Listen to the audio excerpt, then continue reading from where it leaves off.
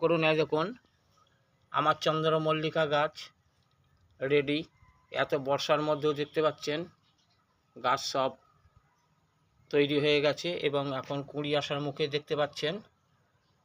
বহু কষ্ট করে একে রাখতে হচ্ছে।